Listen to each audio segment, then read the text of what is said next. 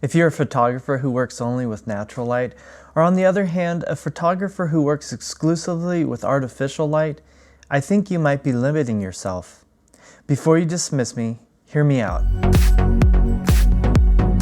So if you've been around photography for any length of time, you've probably come to realize that when it comes to lighting, you have very polarized opinions. I find that there are typically three types of photographers. You have the photographer who shoots only with natural light, the photographer who works exclusively with artificial light, and then you have the photographer that kind of fits in between and really embraces working with either of these types of lighting. In this video, I want to speak to what I think are 5 distinct advantages and disadvantages to working with both of these types of lighting.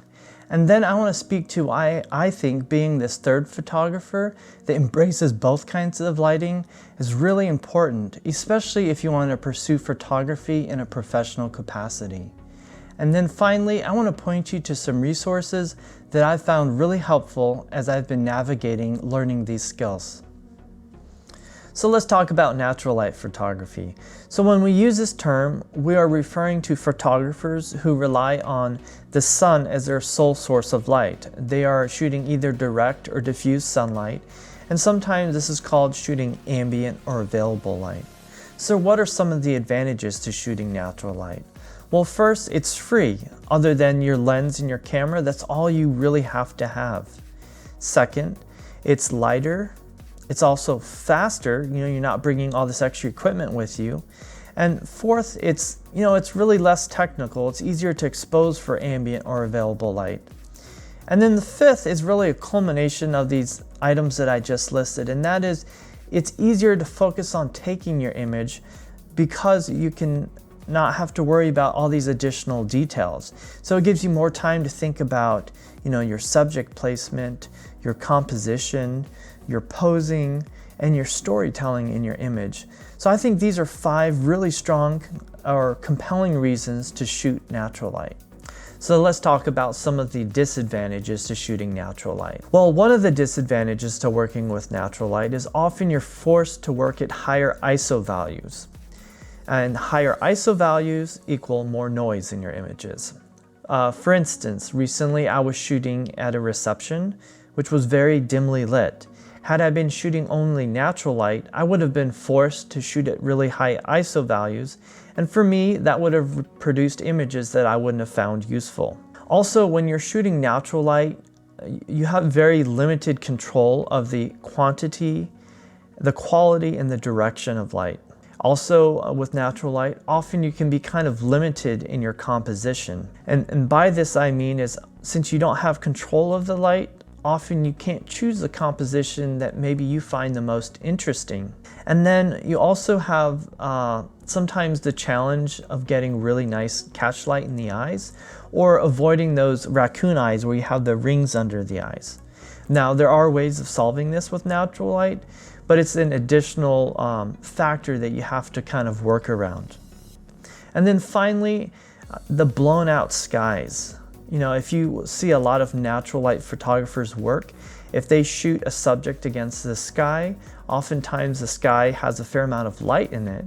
And due to the dynamic limitations of our cameras, they have to prioritize exposing their subject. And when they do this, oftentimes it means blowing out the sky and leaving almost no detail in it. So anyway, those are some of the disadvantages that I've found shooting natural light. So let's talk about artificial light photography.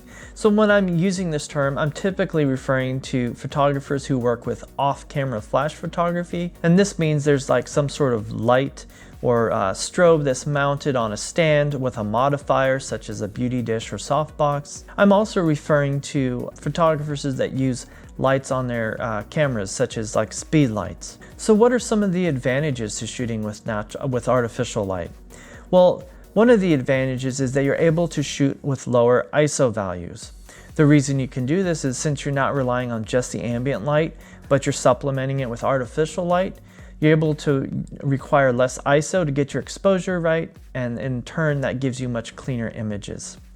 Another advantage is the kind of creative or dynamic lighting effects that it opens up for you. So you can create some really moody portraits with lights and shadows, and it just gives you so many creative potentials. It also opens up more times of day for you to shoot.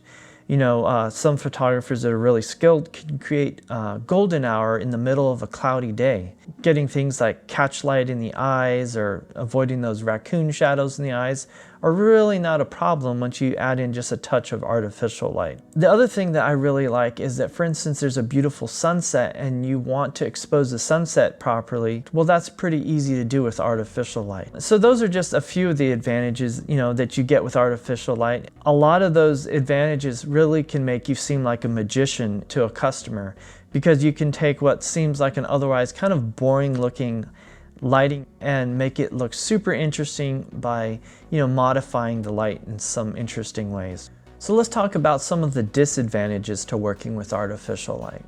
Well, the first that comes to mind is it can be fairly expensive depending on what kind of lighting you're going with. It also can be very heavy and take up a lot of room.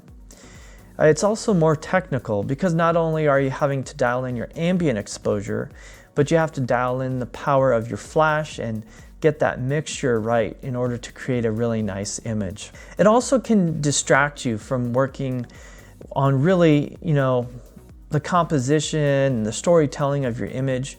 So while it opens up a lot of really creative lighting opportunities, at first especially, thinking about how to dial in all your lighting settings can really detract from, you know, some of the other really important elements to creating a strong image. So now that we've looked at both shooting with natural light photography and working with artificial light photography, we've looked at some of the distinct advantages and disadvantages to both.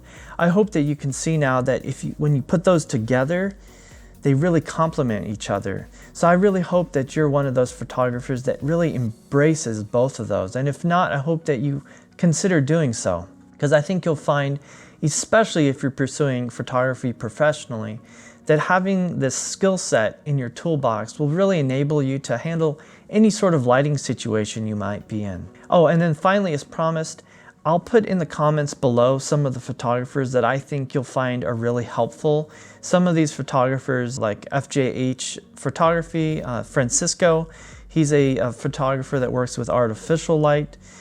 You'll find that he breaks down like how to get exposures with artificial light. He breaks down his images in a way that is really easy to follow. So I suggest that you check him out. There's photographers like Irene Rudynk, who's a Canadian portrait photographer. She works only with natural light. You can find videos from her that really kind of show you how she manages to work with natural light. And then I'll throw some others below that I think will be a helpful resource to you. Anyway, I hope you found this video helpful. If you have any more thoughts on, you know, shooting with natural light or artificial light, please put them in the comment. If I missed any important advantages or disadvantages to either of those types of lighting, please add that as well. Anyway, take care, guys.